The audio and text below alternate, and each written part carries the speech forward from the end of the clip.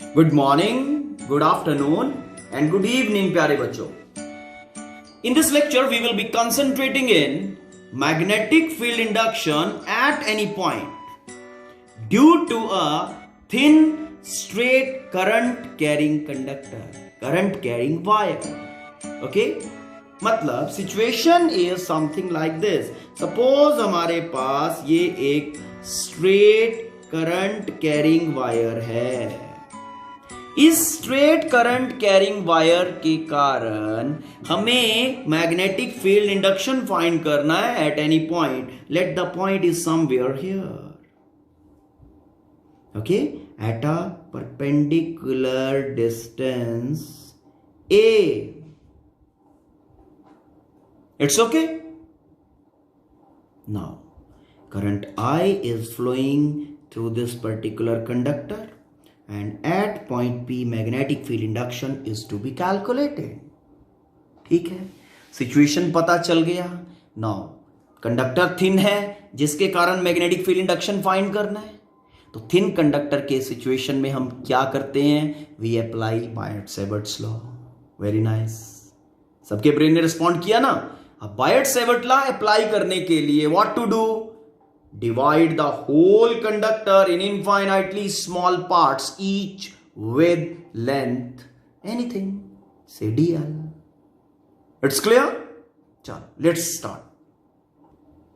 Now this whole conductor is divided into current elements each with length dl. और कोई एक element हमने consider कर लिया. सपोज दिस, ये वाला एलिमेंट हमने कंसीडर कर लिया, ये वाला. ठीक है, और इनफाइनाइटली स्मॉल लेंथ है ये तो आपको दिखाने के लिए इतना बड़ा बना दिया. डॉट है ये बेसिकली पॉइंट फ्रॉम O. इस सिचुएशन में हमने O को ओरिजिन एज्यूम किया है. From O this considered element is at a distance L. It's clear? Now, this is your A, perpendicular distance of the point from conductor. It's clear? Now, distance vector. Distance vector कैसे draw करते हैं? Point starting from element going up till the point. उस point तक जहां magnetic field induction find करना है. Like this. कर दिया draw बेटा? Now, ये आपका डिस्टेंस वेक्टर आ गया. Starting from going up till the point. Angle between current element vector and distance vector. Distance vector R assume कर लेते हैं, theta. Okay, now you know theta. Apply Biot Savart's law. So Biot Savart law जब हम apply करेंगे will be getting dB is equal to mu not over 4 pi.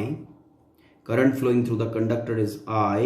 Length of the current element considered is dl divided by distance vector length. Distance vector length element से point का distance is r. So r square. Okay, r square. And direction will be given by right hand thumb rule. It's clear? चलो अब यहां पे देखो, यहां पे एक minute. Ideal sine of theta. Okay, missing term हो गया था ना अभी. Sine theta over R square and direction given by that. चलें आगे. अब ध्यान देने वाली बात है, आराम से देखना. देखो ये डायग्राम. ठीक, मैं इस एलिमेंट से जब नेक्स्ट एलिमेंट पे जाऊंगा तो थीटा का वैल्यू सेम रहेगा क्या? फिर आगे next element, next element, next element, next element, next element. तो theta for every element will be different.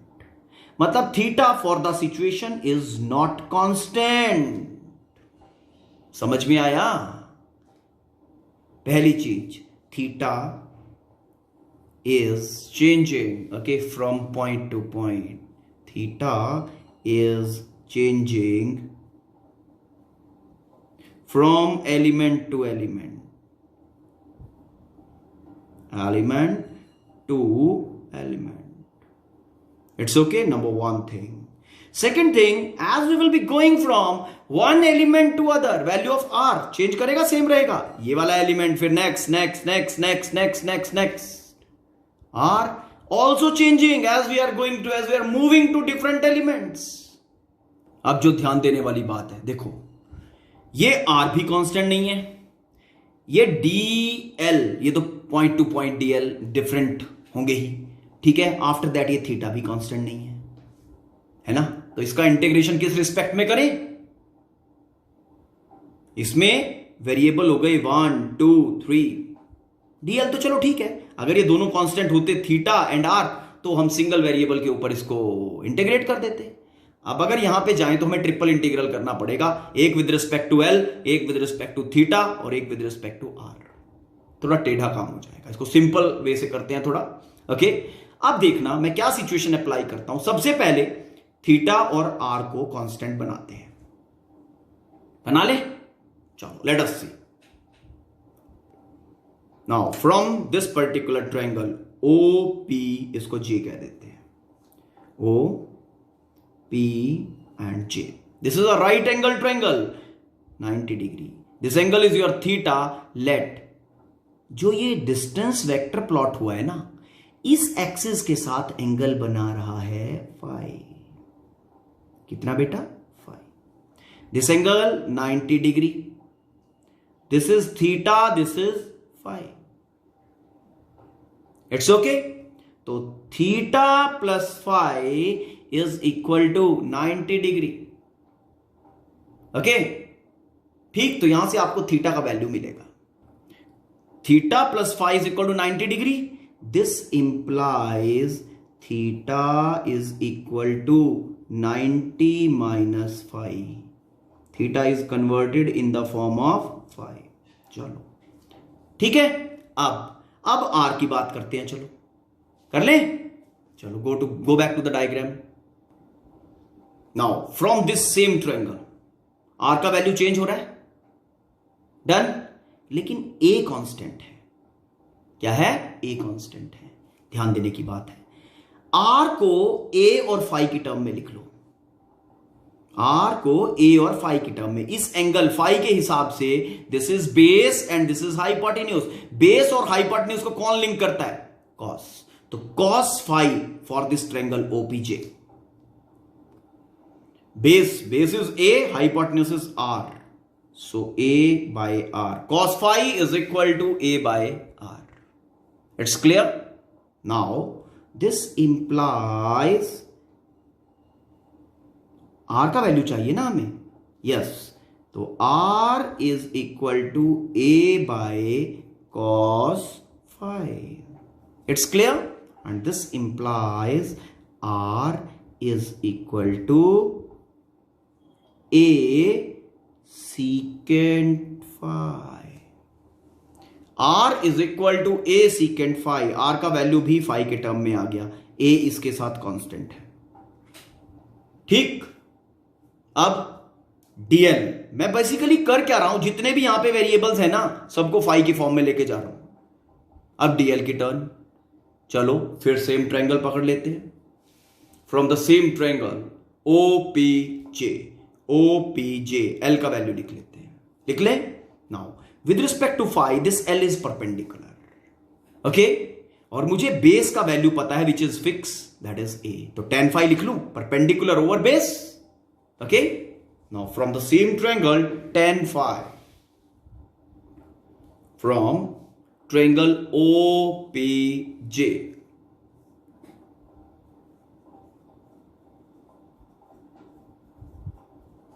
tan of phi is equal to perpendicular over base, तो this is tan phi is equal to L by A।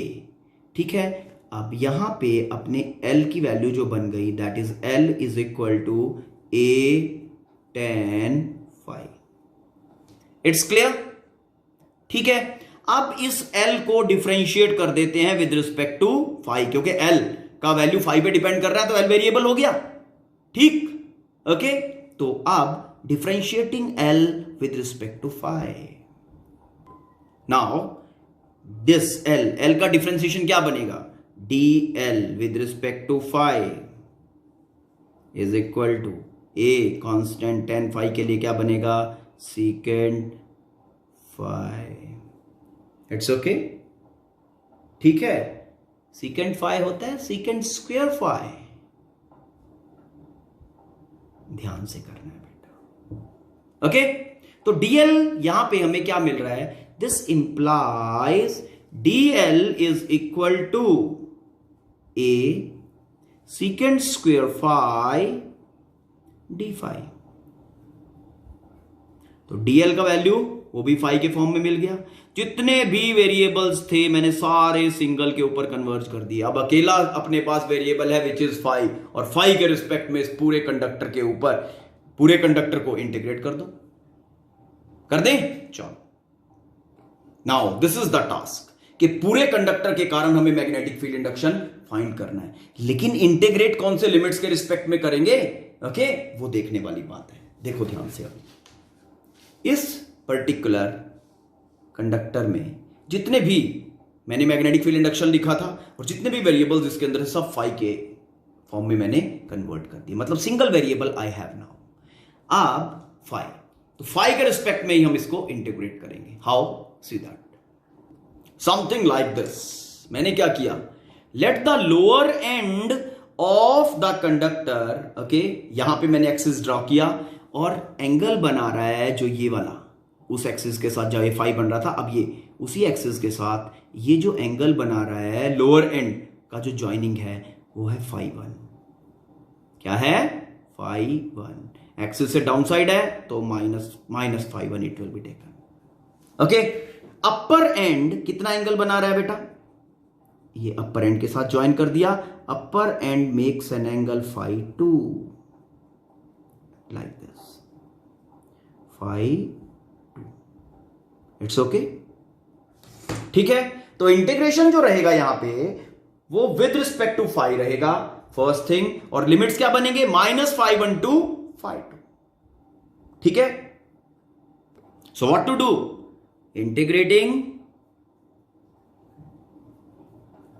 integrating both sides, okay, between required limits.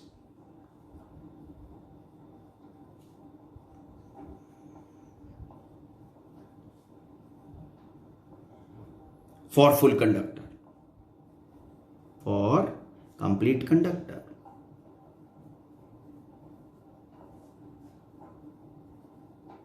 It's okay, fine. So integrating the equation, fine. अब ये equation 1 था, इसके अंदर सारी की सारी values डालो और फिर उस इक्वेशन को इंटीग्रेट कर देते हैं। वैल्यूज प्लेस कर रहा हूं पहले। सी dB μ0/4πi, dl का वैल्यू मैं प्लेस कर रहा हूं, dl इज equal to a secant square phi d phi, a secant square phi d phi, then sine of theta के लिए sine of 90 minus five, sine of 90 minus five divided by R square, R is equal to a secant phi, so a secant phi whole square. अब जो cancellations हो रही हैं वो कर देते हैं। Now placing all the values I am getting this. मेरे पास 3 वेरिएबल वाला इक्वेशन आया था डीबी का, अब सिंगल वेरिएबल वाला इक्वेशन आ गया। सारे के सारे वैल्यूज हमने फाई के फॉर्म में डाल दिए, ठीक है। अब क्या करेंगे, now integrating both sides of this equation, okay, और किसके रिस्पेक्ट में है, फाई के रिस्पेक्ट में। इसका इंटीग्रेशन लिमिट बनेगा as per this diagram, okay, -φ1 क्योंकि डाउन साइड है to φ2। So now integration of dB is equal to integration μ0/4πi by a cos of phi d phi -φ1 to φ2. It's clear? Now solve this integral. Integral क्या बनेगा, देखो ये μ0/4π constant है, μ0/4π, i भी constant, a भी constant. अब cos phi का integration क्या बनेगा, cos phi के लिए बनेगा बेटा sin phi। क्या बनेगा, sin phi। Very good, sin phi। कहां से कहां तक, माइनस phi1 टू phi2, ये b बन गया, इंटीग्रेशन हो गई। Direction will be given by right hand thumb rule. Okay, ठीक है, लिमिट्स अप्लाई कर दें।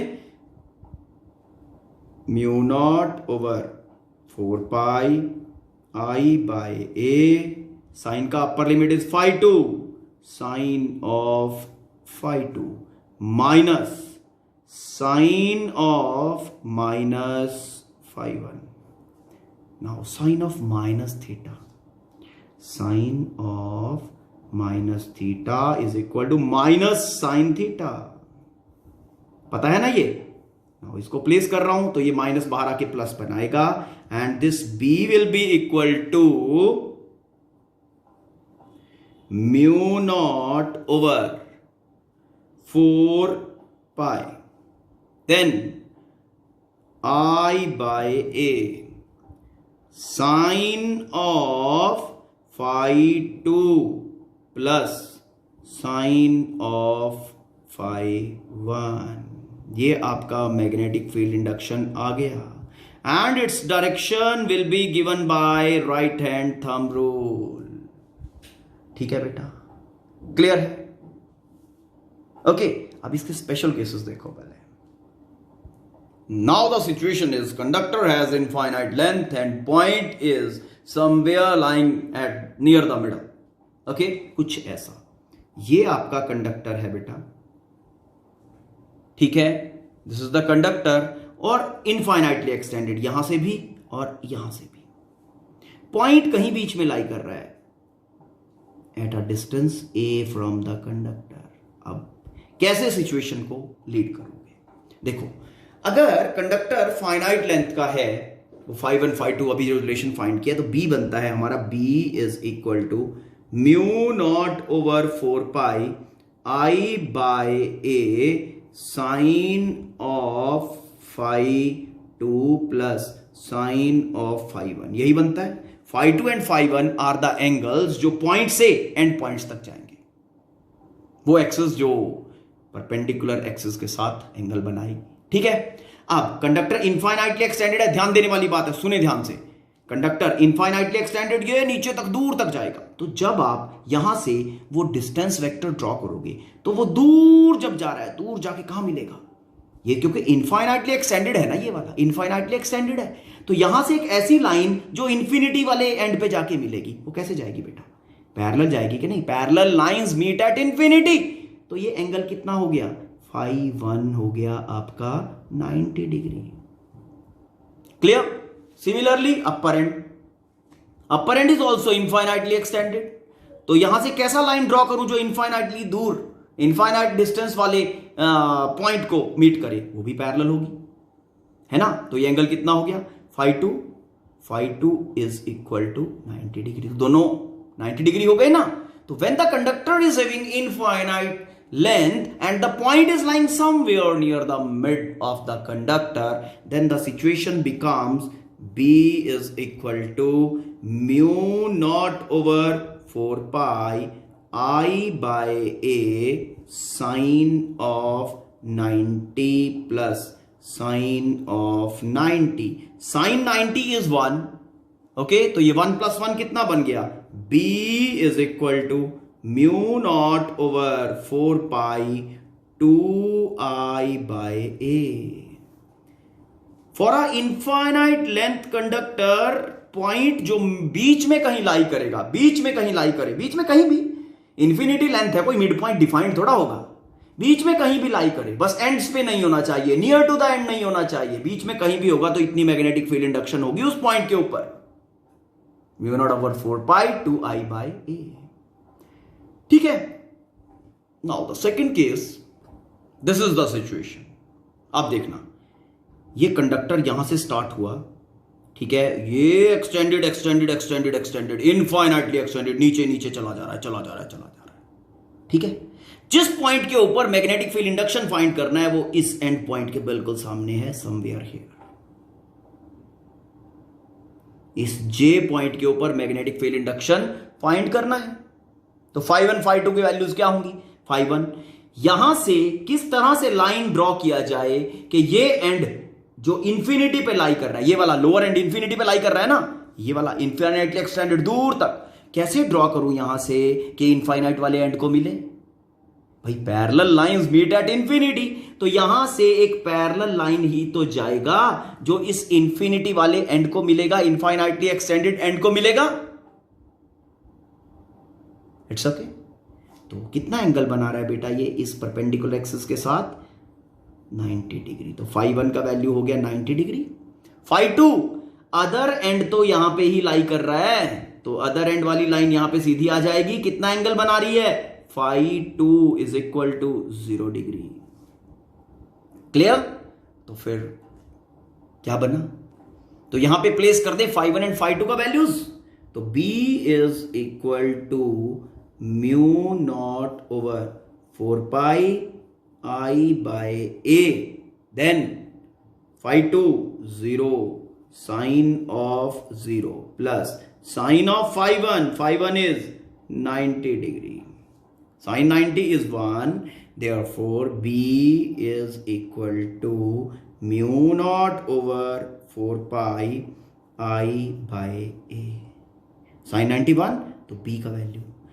अब अगर पॉइंट मिड पे है, ठीक है, तो मैग्नेटिक फील्ड इंडक्शन कितना है? Magnetic field induction is this. अगर पॉइंट मिड के कहीं नजदीक है तो magnetic field induction is this 2I by A mu naught over 4 पाई। और अगर एंड के पास कहीं मैग्नेटिक फील्ड इंडक्शन है, एंड के पास कहीं पॉइंट लाई कर रहा है, तो वहां पे magnetic field induction B is equal to mu not over 4 pi I by A. मतलब ये 2 गायब हो जाता है। इससे क्या पता चल रहा है कि जब पॉइंट बीच में होगा, ये इनफाइनाइटली एक्सटेंडेड कंडक्टर बीच में कहीं भी पॉइंट हो, बस एंड्स के नजदीक नहीं होना चाहिए। मैग्नेटिक फील्ड इंडक्शन जो है वो डबल होगी जब पॉइंट लाई करेगा एंड्स के ऊपर। समझ में आया? See what I wanted to say. दोनों रिलेशंस को कंपेयर करके क्या कहानी बन रही है? Magnetic field induction at any point जो कि नॉट नियर द एंड्स है, एंड्स के नजदीक नहीं है, कंडक्टर के कहीं बीच में लाई कर रहा है, is equal to 2 times okay for that point, ठीक है, जो एंड पे लाई कर रहा है। It's okay. समझ में आ गया होगा? आराम से बेटा, आराम से इसको गो थ्रू करना और खुद डिराइव करना, ठीक? और if there is any kind of confusion, ठीक, तो give the problem to me, give the confusion to me. समझ में आ गया? वो जो डाउट है वो मुझे पास फॉरवर्ड कर देना है। डायरेक्शंस इस केस में जो भी मिलती हैं वो किससे मिलती हैं? राइट हैंड थंब रूल से। बस ये दिमाग में रखना है। और मैग्नीट्यूड थिन कंडक्टर्स के केस में बायट-सैवर्ट्स लॉ से। Okay, thank you, have a nice day.